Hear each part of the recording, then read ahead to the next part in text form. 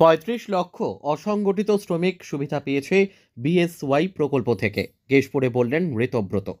ঘাটাল সাংগঠনিক জেলার তত্ত্বাবধানে কেশপুরের মুগবসান মাঠে অনুষ্ঠিত হল তৃণমূলের শ্রমিক সংগঠনের বৃহৎ শ্রমিক সমাবেশ। শ্রমিক সমাবেশে প্রধান বক্তা ছিলেন আইএনটিটিইউসির রাজ্য সভাপতি তথা রাজ্যসভার সাংসদ ঋতব্রত বন্দ্যোপাধ্যায়।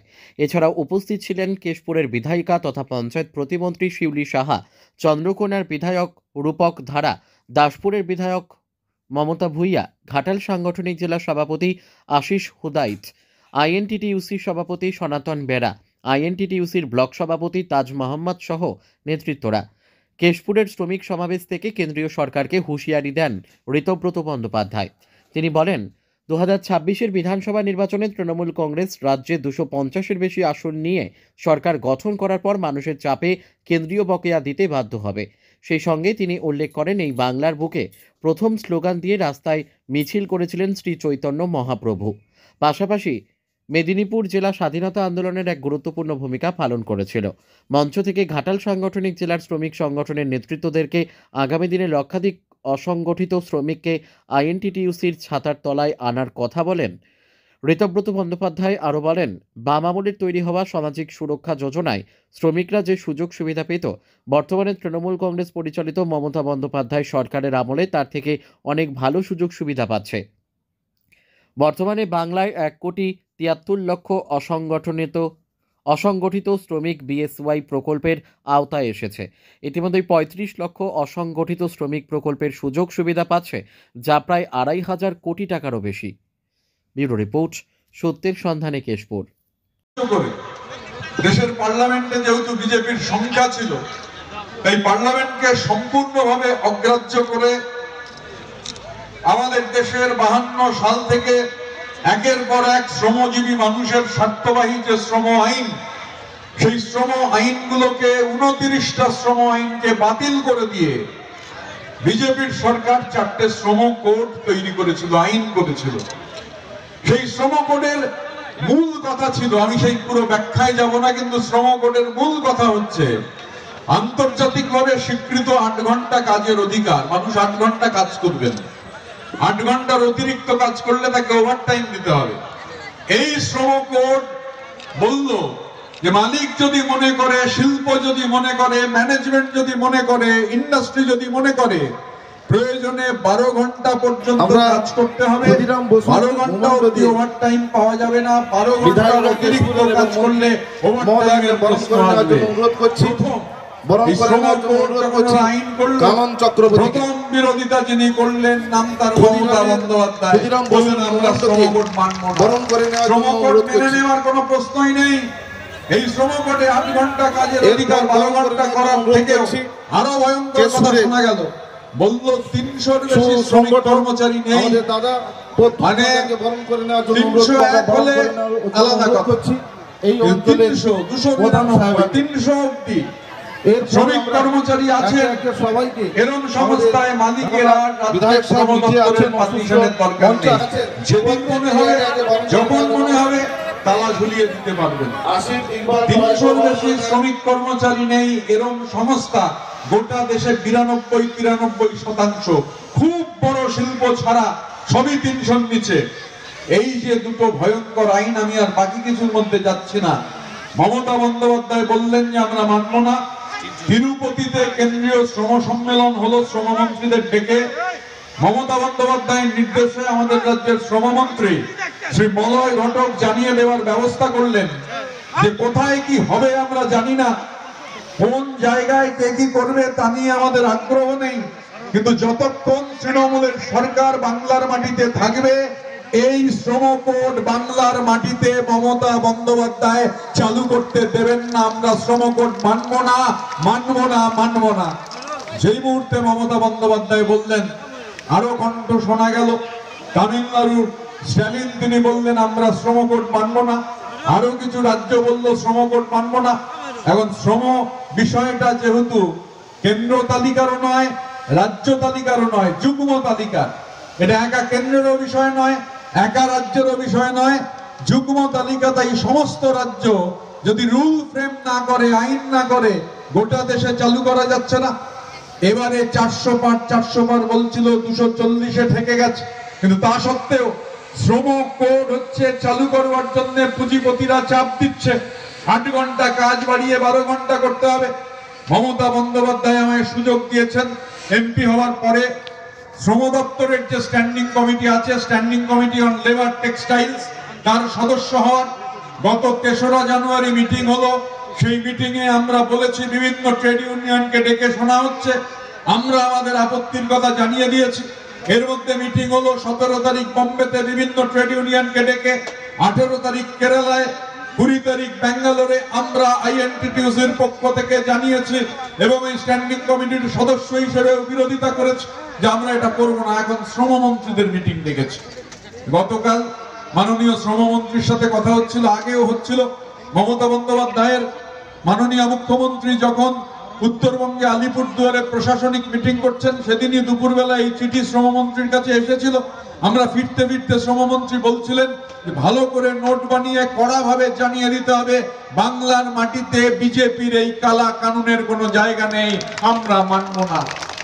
একদিকে এই কাজ ওরা করতে চাইছে, এই কাজ করার মূল লক্ষ্য হচ্ছে এই 8 ঘন্টা 12 ঘন্টা করতে চাইছে। মূল লক্ষ্য হচ্ছে ট্রেড ইউনিয়নের অধিকার কেড়ে নেওয়া। ট্রেড ইউনিয়নের অধিকার যদি কেড়ে নেওয়া যায়, গতকাল শিয়ালদা স্টেশনের ডিআরএম অফিসের সামনে বেশ কয়েক হাজার শুধু রেল হকারদের নিয়ে আমরা সমাবেশ করতে হয়েছে। কেননা যেভাবে রেল পুলিশ অত্যাচার করছে, জুলুম করছে, এর মধ্যে ঘটনা ঘটেছে। আরপিএফ ধাক্কা দিয়ে একজন রেল হকারকে ট্রেন থেকে ফেলে দিয়েছে, তিনি মারা গিয়েছেন। এই গোটা যে ব্যবস্থা, রেলের ব্যবস্থার বেসরকারীকরণ চায় বিজেপি। এবার সেখানে যদি ট্রেড ইউনিয়ন থাকে, ট্রেড ইউনিয়নের অধিকার থাকে, তাহলে তারা বাধা দেবে। ট্রেড ইউনিয়নের অধিকার কেড়ে নিতে চাইছে, শ্রমজীবী মানুষের অধিকার কেড়ে নিতে চাইছে। গোটা দেশ জুড়ে শ্রমজীবী মানুষের নাভিশ্বাস উঠে যাচ্ছে। মমতা বন্দ্যোপাধ্যায় খালি শ্রম কোডের বিরোধিতা করেছেন এরকম নয়, বিকল্প কি? আমি এখানে দাঁড়িয়ে আপনাদের একটা উদাহরণ দিতে চাই। সিপিআইএম এর জামশেদ আলী ভবনে কেউ যদি থাকেন এখন, অন্য কেউ যদি থাকেন, আমি তাদের উদ্দেশ্যে বলি, গত কদিন আগে সিআইটিউর একটা মিটিং হচ্ছিল কলকাতায়, সিআইটিউর সর্বভারতীয় কাউন্সিল। কেরালার শ্রমমন্ত্রী ভি শিবনকুট্টি তিনি সেই মিটিং এ এসেছেন। আমাদের রাজ্যের শ্রমমন্ত্রীকে চিঠি দিয়ে তার সঙ্গে দেখা করতে চেয়েছেন। আমাদের রাজ্যের শ্রমমন্ত্রী আমাকে বলেছেন যে তুমিও থেকো মিটিংটায়। মিটিং এ যখন উনি এসেছেন, ওনার রাজ্যের স্কিম নিয়ে আলোচনা হচ্ছে, আমার রাজ্যের স্কিম নিয়ে আলোচনা হচ্ছে, আমাদের রাজ্যের স্কিম নিয়ে আলোচনা হচ্ছে। আমরা যখন একটা স্কিমের কথা বলেছি, উনি বারবার আমাদের শ্রমমন্ত্রীকে জিজ্ঞাসা করছেন, এটাই ডেটা, এটাই সংখ্যা। আমরা যা কাগজপত্র ছিল সব ওনাকে দেখিয়েছি। উনি বিস্ময়চকিত। ঘটনা হচ্ছে এই কথাটা এই সমাবেশের আমি মনে করি সব থেকে গুরুত্বপূর্ণ কথা। তার কারণ হচ্ছে আইএনটিটিউসি কে, ঘাটাল সাংগঠনিক জেলাকে গোপাল দ্বারা উদ্যোগ কিছুটা নিয়েছেন, সেখানে হয়েছে বেশ কিছুটা। ঘাটাল সাংগঠনিক জেলায় এই উদ্যোগ গ্রহণ করাটা আমাদের আগামী 3-4 মাসের সব থেকে বড় চ্যালেঞ্জ। 2000 সালে বামফ্রন্ট সরকার যখন ক্ষমতায় ছিল, তখন আমাদের রাজ্যে SSY বলে একটা স্কিম ছিল, সামাজিক সুরক্ষা যোজনা। ধরুন একজন রিক্সা চালক, একজন ঠেলা চালক, একজন অটো চালক ফল বিক্রি করেন, রাজমিস্ত্রি, জোগাড়ে, মোদ্দা কথায় যার প্রভিডেন্ট ফান্ড নেই, যিনি অসংগঠিত শ্রমিক, সংগঠিত শ্রমিকের পিএফ আছে, সংগঠিত শ্রমিকের গ্র্যাচুইটি আছে, সংগঠিত শ্রমিকের ইএসআই আছে, কিন্তু অসংগঠিত শ্রমিকের পিএফ নেই, গ্র্যাচুইটি নেই, ইএসআই নেই। বেশ কিছু রাজ্যে এবং আমাদের এখানেও SSY স্কিম চালু হয়েছিল। কোন ধরুন ঠেলা চালক, রিক্সা চালক, ভ্যান চালক, রাজমিস্ত্রি, জোগাড়ে, মাছ ধরেন, সবজি বেচেন, তিনি যদি গিয়ে ব্যাংকে 30 টাকা জমা দেন, তাহলে রাজ্যের সরকার সেই 30 টাকা জমা হলে আরো 25 টাকা জমা দেবে। এইভাবে টাকা জমবে। জমবার পরে যখন 60 বছর তার বয়স হবে, সেই সময় দাঁড়িয়ে এই টাকা যা জমলো তার যা সুদ, আর তার সঙ্গে রাজ্য সরকার আরো কিছু টাকা দিয়ে সেই ভদ্রলোক বা ভদ্র মহিলা, সেই অসংগঠিত শ্রমিক একটা টাকা পাবেন। 2000 থেকে 2011 রামেশ্বর দলুই মন্ত্রী, এমএলএ ছিলেন। সম্ভবত 2011 থেকে 2016। আমি রামেশ্বর দাদের বলি, তাই তো উনি 2011 থেকে 16 ছিলেন। আমি দাদাকে বলি যে 2000 থেকে 2011 এই 11 বছরে এই স্কিমে 9 কোটি টাকার বেনিফিট রাজ্যের অসংগঠিত শ্রমজীবী মানুষ পেয়েছিলেন। 9 কোটি টাকা। মমতা বন্দ্যোপাধ্যায় মুখ্যমন্ত্রী হয়ে এই স্কিমের যখন পর্যালোচনা করলেন, তারপর আমাদের রাজ্যের শ্রমমন্ত্রী তখন মলয় ঘটক মলয়দাকে বললেন এই স্কিম ফেল করে যাবে, স্কিম ফেল করে গেছে। কেন বললেন এই স্কিম ফেল করেছে? কারণ উনি বললেন যে এটা কখনো হতেই পারে না যে একজন ঠেলা চালক প্রতি মাসে মনে করে গিয়ে 30 টাকা জমা দেবে আর তারপর আমি 25 টাকা জমা দেবো। 6 মাস টাকা জমা না দিলেই তো ব্যাংকের বই তামাদি হয়ে যাচ্ছে। আমার ব্যক্তিগত অভিজ্ঞতা আছে, আমার গাড়ি চালান, তিনি আমায় বলেছেন তিনি বইয়ে টাকা জমা দেওয়া শুরু করেছিলেন। আমি বললাম তারপর? বললো আর জমা দেওয়া হয়নি কয়েক মাস বাদে। মানে যে টাকা জমা দিয়েছিলেন সেটাও তামাদি হয়ে গেছে। মমতা বন্দ্যোপাধ্যায় বললেন যে শুধু ডকুমেন্ট থাকতে হবে, আপনার কাছে শুধু যে যে ডকুমেন্ট প্রয়োজন নাম লেখানোর জন্য সেই ডকুমেন্ট থাকতে হবে। সেই ডকুমেন্ট নিয়ে আপনাকে শ্রম দপ্তরে ক্যাম্প হয়, আমাদের শ্রম দপ্তরের কাছে যেতে হবে। আপনি সেটা নিয়ে যাবেন, আপনার নাম লেখানো হবে, আপনাকে 1 টাকাও দিতে হবে না। বিএমএসএসওয়াই বিনামূল্যে সামাজিক সুরক্ষা যোজনায় আপনার নাম লেখানো থাকতে পারে।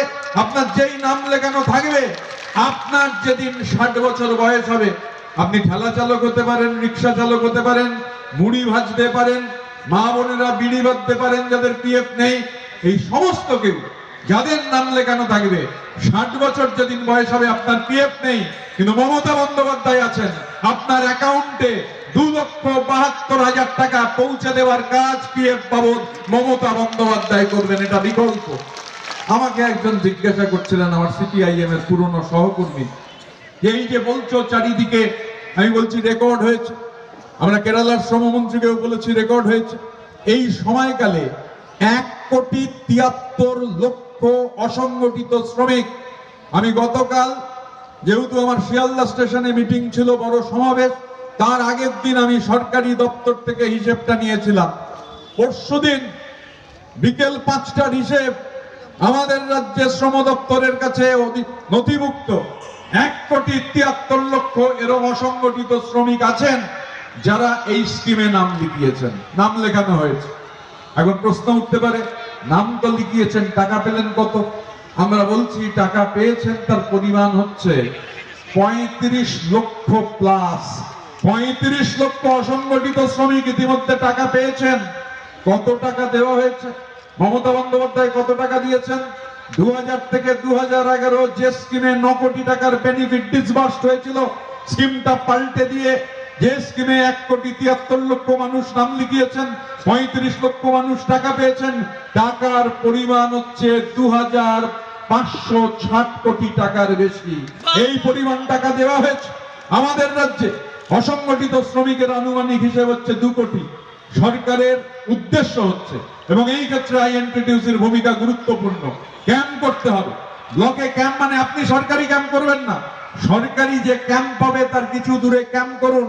সমস্ত অসংগঠিত শ্রমিক এখনো যিনি এই স্কিমের বাইরে আছেন, আমি গোপাল খাটুয়াকে ধন্যবাদ জানাবো। সরকারি ডেটায় দেখা যাচ্ছে গোপাল খাটুয়া, পার্থ ঘনারা এখানে আছেন।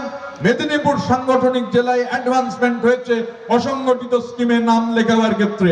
আমাদের সনাতনদের এখানে চ্যালেঞ্জ নিতে হবে যে আগামী 4-5 মাসের মধ্যে এই ঘাটাল সাংগঠনিক জেলায় কোন ব্লকের কোন টাউনে কোন অসংগঠিত শ্রমিক থাকবেন না যিনি এই বিএমএসএসওয়াই প্রকল্পের বাইরে থাকবেন। এই চ্যালেঞ্জ নিয়ে এগোতে হবে। আজকের সমাবেশ থেকে এই প্রতিজ্ঞা আইএনটিটিউসি কে করতে হবে যে ঘাটাল সাংগঠনিক জেলায় একজনও অসংগঠিত শ্রমিক যাতে মমতা বন্দ্যোপাধ্যায়ের এই স্কিমের বাইরে না থাকেন। শুধু স্কিমের কথা বলতে গেলে সময় কেটে যাবে, স্কিম এত, আমি স্বাভাবিকভাবে তার মধ্যে যাব না। কিন্তু আশিস দা যে কথা বলছিলেন যে আপনারা জানেন যে হকের টাকা, প্রাপ্য টাকা, ন্যায্য টাকা যুক্তরাষ্ট্রীয় কাঠামোতে 15 দিনের বেশি আটকে রাখা যায় না, এটাই নিয়ম আমাদের দেশের। 21 সাল থেকে টাকা আটকে রেখেছে। সেই কর্মসূচি সেরে মনে আছে আমার, শিউনিদি, আমি, মলয়দা, আমরা সব একত্রে সেদিন রাতে ফিরছিলাম। টাকা আটকে রেখে দিয়েছে, বছরের পর বছর টাকা আটকে রেখেছে। এটা ওদের বাবার টাকা নয়, হকের টাকা, প্রাপ্য টাকা, ন্যায্য টাকা, এটা বিজেপির টাকা নয়, সিপিএম এর টাকা নয়, কংগ্রেসের টাকা নয়, তৃণমূলের টাকা নয়, এটা বাংলার প্রতিটা মানুষের টাকা। এই টাকা আটকে রেখে দিয়েছে, আটকে রাখতে পারে না। তা সত্ত্বেও মমতা বন্দ্যোপাধ্যায় 100 দিনের টাকা ফেরত দেওয়ার কাজ করেছেন। গত 17ই ডিসেম্বর, গত বছরের শেষ দিকে ডিসেম্বর মাসের 17 তারিখ এই জেলা সহ গোটা রাজ্যের পাহাড় থেকে সাগর অব্দি 12 লক্ষ পরিবার বাড়ি পাবেন। বাংলার বাড়ি টাকা দেওয়া শুরু হয়েছে। 60,000 টাকা প্রথম কিস্তির কাজ এগোলে আরো 60,000, 12 লক্ষে থেমে যাবে না, আরো 16 লক্ষ, সব মিলিয়ে 28 লক্ষ পরিবার হচ্ছে এই বাড়ি পাবেন। বাড়ি দেওয়ার ব্যবস্থা হবে। প্রায় 15,000 কোটি টাকা নিজেদের পকেট কেটে হচ্ছে খরচা করা হবে। এটা পাওয়ার কথা, দেওয়ার কথা ওদের। আমাদের টাকা ছাপার মেশিন নেই, আমাদের পয়সা ছাপার ভেন্ডিং মেশিন নেই। টাকা ছাপে কেন্দ্রীয় সরকার, ওরা ট্যাক্সের টাকা নিয়ে যায়, সেই টাকা ফিরিয়ে দেওয়ার কথা দিচ্ছে না, গায়ের জোরে আটকে রেখেছে। আর আমরা বলছি যে লড়াই হচ্ছে এই টাকা ছিনিয়ে আনবার লড়াই, রাজনৈতিক লড়াই।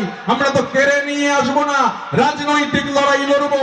এই 25 সাল জুড়ে সেই লড়াই। আর 26 সালে বিধানসভা নির্বাচনে এমন ফলাফল হবে যে মাথা নত করে বিজেপিকে টাকা ফেরত দিতে হবে।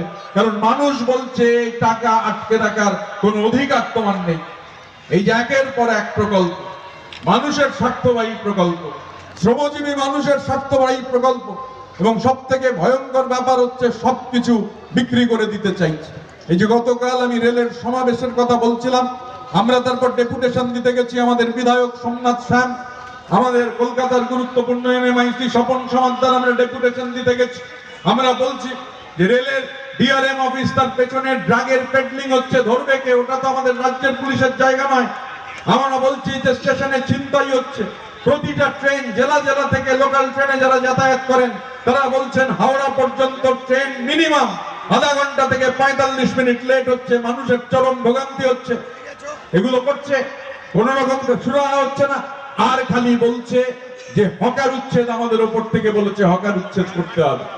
আমরা যে কথাটা বারবার বলছি, আসলে সমস্ত কিছু, রেল থেকে শুরু করে সেল, ভেল, এলআইসি, ব্যাংক, সমস্ত কিছু বেচে দিতে চাইছে, সমস্ত কিছু বিক্রি করে দিতে চাইছে। এমন একটা পরিবেশ তৈরি করতে চাইছে যে দেশের সবকিছু যাতে বিক্রি হয়ে যায়। আর ওদের এই বিক্রি করার এজেন্ডার বিরুদ্ধে সব থেকে বড় প্রতিবাদ, সব থেকে বড় বাধা হচ্ছেন মমতা বন্দ্যোপাধ্যায়। মমতা বন্দ্যোপাধ্যায় তিনি বাধা হিসেবে দাঁড়াচ্ছেন, সেই কারণে এই আক্রমণ, বাংলাকে, বাংলার মানুষকে ভাতে মারবার ধারাবাহিক চেষ্টা, সেই চেষ্টা ওরা করে চলেছে।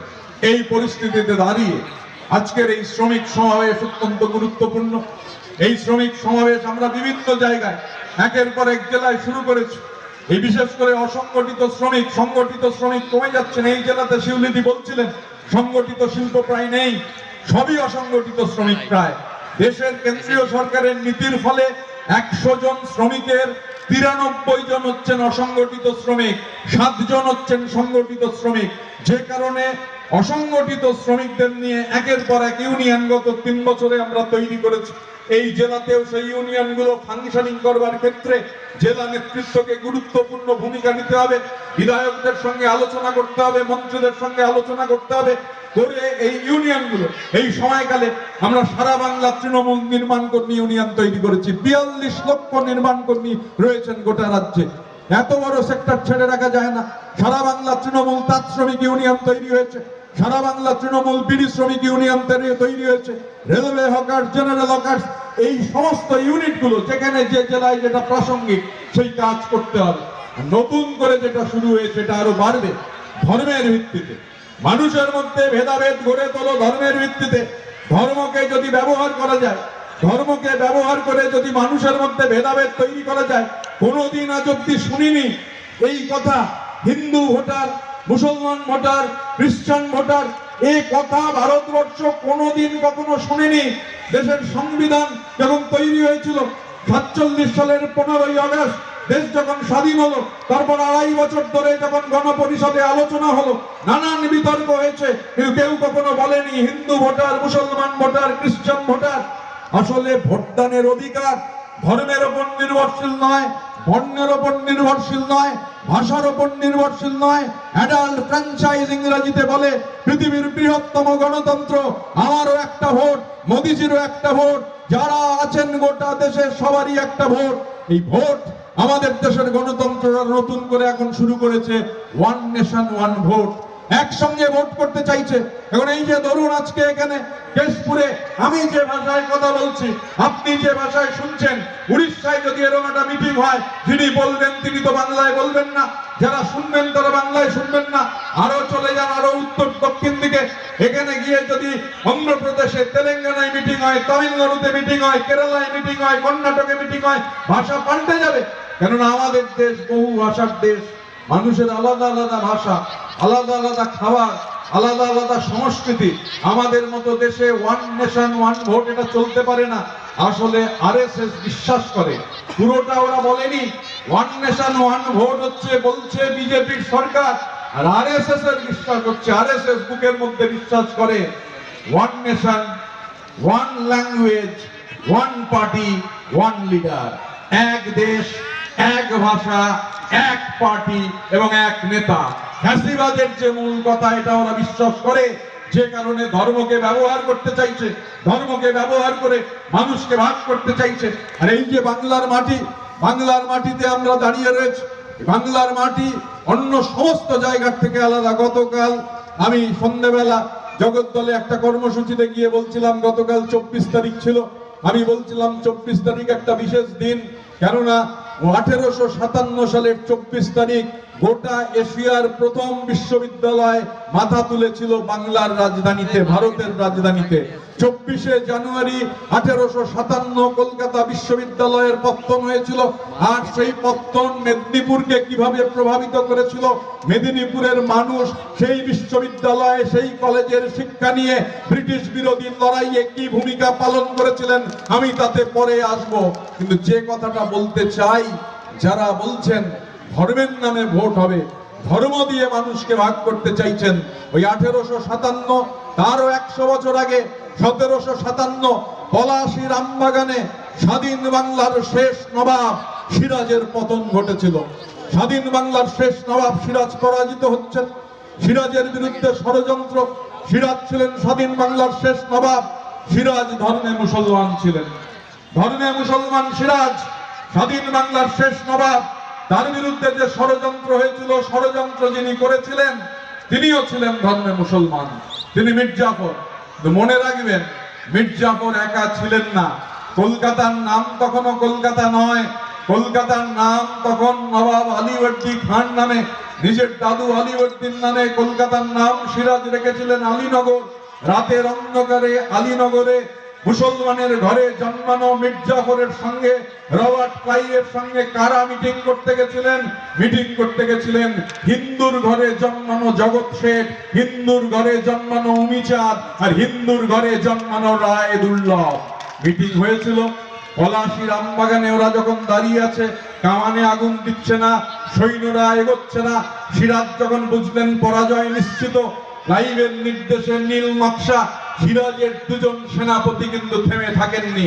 যে লড়াই প্রায় নির্ধারিত হয়ে গেছে, একটা অংশ দাঁড়িয়ে রয়েছে, সিরাজের জন্য রক্ত দেওয়ার যে ইতিহাস আমাদের বইয়ে লেখা আছে, আমাদের ইতিহাসের বইয়ে, বাংলার ইতিহাসের পরতে পরতে সিরাজের জন্য রক্ত দেওয়ার ইতিহাস লেখা রয়েছে। ইতিহাসের দিকে তাকান, দেখতে পাবেন রক্ত কারা দিয়েছিলেন। রক্ত দিয়েছিলেন মুসলমানের ঘরে জন্মানো মীর মদন আর হিন্দু ব্রাহ্মণের ঘরে জন্মানো মোহনলাল। সিরাজ পরাজিত হয়েছিলেন, কিন্তু বাংলার মাটি এই বার্তা দিয়েছিল, ধর্ম দিয়ে বাংলার মাটিতে দেশপ্রেমিক ঠিক হয় না, ধর্ম দিয়ে বাংলার মাটিতে গদ্দার ঠিক হয় না। 550 বছর আগে ওই যে পলাশী যে জায়গাটার অন্তর্ভুক্ত, সেটা বৃহত্তর নদিয়া। বাংলাদেশে একটা অংশ আছে, আমাদের নদিয়া রয়েছে। বাংলার মনে করা হয় বাংলার নবজাগরণের আগে বাংলার সব থেকে গুরুত্বপূর্ণ জেলা, বাংলার নবজাগরণেও যার বিরাট গুরুত্ব রয়েছে। এই 550 বছর আগে ওইখান থেকে একজন জ্যোতির্ময় পুরুষ তিনি বেরিয়েছিলেন, বাংলার বার্তা, বাংলার বাণী যে পথে গেছেন, ধর্মের বেড়া ভেঙে গেছে, বর্ণের বেড়া ভেঙে গেছে, জাতপাতের বেড়া ভেঙে গেছে, মানুষকে একত্রিত করেছেন, মানুষকে একত্রিত করে নিয়ে মানুষের ঐক্যের কথা বলেছেন। আমায় যদি কেউ জিজ্ঞাসা করেন আমাদের দেশের প্রথম বিপ্লবীর নাম কি, আমি বলবো শ্রীকৃষ্ণ চৈতন্য। আমায় যদি কেউ বলেন আমাদের দেশের প্রথম সমাজ সংস্কারকের নাম কি, আমি বলবো শ্রীকৃষ্ণ চৈতন্য। কেউ যদি বলেন প্রথম মিছিল করেছেন কে, আমি বলবো শ্রীকৃষ্ণ চৈতন্য। প্রথম স্লোগান দিয়েছেন কে, আমি বলবো শ্রীকৃষ্ণ চৈতন্য। যে পথে গেছেন মানুষ উদ্বেলিত হয়েছে, আর শ্রীকৃষ্ণ চৈতন্য দুহাত তুলে বলেছেন হরি হরায় নমো কৃষ্ণ যাদবায় নমো, যাদবায় মাধবায় কেশবায় নমো, গোপাল গোবিন্দ রাম শ্রীমধুসূদন আমার গিরিধারী গোপীনাথ মদন মোহন। এই উচ্চারণে ধর্ম নেই, এই উচ্চারণে বর্ণ নেই, আছে একটা বাংলার চিরায়ত সংস্কৃতির ব্যাটান। চৈতন্যের থেকে ব্যাটান চলে গেল সেই অবিভক্ত নদিয়ার ঝিনাইদহে। মাথা তুললেন লালন সাঁই, মাথা তুলে লালন সাঁই বললেন বাংলার মানুষকে, আসার সময় কি জাত ছিলে, ভবে সে কি জাত হলে, যাবার পরে কি জাত হবে, একবার মন ভেবে বলো না, একবার মন ভেবে বলো না, একবার মন ভেবে বলো না। এখন এই চৈতন্য থেকে লালন, লালন থেকে রবীন্দ্রনাথ নজরুল হয়ে বাংলার মানুষের অবিরাম যাত্রা চির সংঘর্ষের ব্যাটন মমতা বন্দ্যোপাধ্যায়ের হাতে। জগন্নাথ ধামে রথের চাকা নড়ছে না, কারণ সাধারণ মানুষের অধিকার নেই। বর্ণের ভিত্তিতে বলছে না সবাই রথের রশিতে হাত দিতে পারবে না। এই যে নেতা সমাজ সংস্কারক চৈতন্য, লক্ষ লক্ষ মানুষ ওখানে দাঁড়িয়ে রয়েছে, রথের রশিতে হাত দেওয়ার অধিকার নেই। বলছে না রথের রশি তোমাদের ধরা যাবে না, তোমরা নিচু বর্ণের লোক। চৈতন্য ওখানে দাঁড়িয়ে বলেছিলেন যে আপনারা তো এসেছেন প্রভুর দিকে তাকাতে, যাকে আপনি আরাধনা করেন তার দিকে তাকাতে, আপনার ইষ্টের দিকে তাকাতে। ভালো করে তাকিয়ে দেখুন আর দুহাত তুলে বলুন মোহাম্মদ স্থিরে কনক রুচিরে নীল শিখরে বসন প্রসদ প্রান্তে সহজ বলভদ্রেণ বলীনা সুভদ্র মধ্যস্থ সকল সুর সেব বসরদ জগন্নাথ স্বামী নয়ন পথগামী ভব তুমে। উচ্চারণ শেষ হওয়ার সাথে সাথে মানুষ লাখে লাখে গিয়ে রথের রশি ধরে নিলেন। হ্যামলিনের পাইপার, চৈতন্যের সেই উত্তরাধিকার, লালনের সেই উত্তরাধিকার, রবীন্দ্রনাথ নজরুলের উত্তরাধিকার নিয়ে গোটা বাংলার পাহাড় থেকে সাগর মমতা বন্দ্যোপাধ্যায় হচ্ছেন সেই হ্যামলিনের বাসিওয়ালা, যার নেতৃত্বে এই লড়াই, যে লড়াই বাংলার পরতে পরতে 2025 জুড়ে আমাদের সংগঠিত করতে হবে। নিশ্চিতভাবে এই যে লড়াই, এটা আমাদের কথা নয়, তৃণমূল করে পার পেয়ে যেতে পারেন না। এই মাটির দুই বীর সন্তান প্রদ্যুৎ ভট্টাচার্য এবং প্রভাংশু শেখর পাল, তারা দুজন এই রবার্ট ডগলাসকে নিকেশ করলেন। তারিখটা ছিল এপ্রিল মাসের 30, 1932। দুজন জেলা শাসক পরপর 2 বছর বিপ্লবীদের হাতে খুন হয়েছেন। কেউ মেদিনীপুরে আসতে রাজি নন, ব্রিটিশরা কাউকে পাঠাতে পারছেন না, কেউ রাজি হচ্ছেন না। মেদিনীপুরে টাইট সিকিউরিটি, সব সময় একটা বলয় তাকে ঘিরে রয়েছে। ভালো ফুটবল খেলতেন বার্নার্ড বার্জ, তিনি মোহামেডান স্পোর্টিংকে কলকাতা থেকে নিয়ে এলেন, খেলা হবে। মোহামেডান স্পোর্টিংকে যেদিন খেলা হবে বলে নিয়ে এসেছেন একদল তরুণ ছেলে, তাদের মধ্যে সব থেকে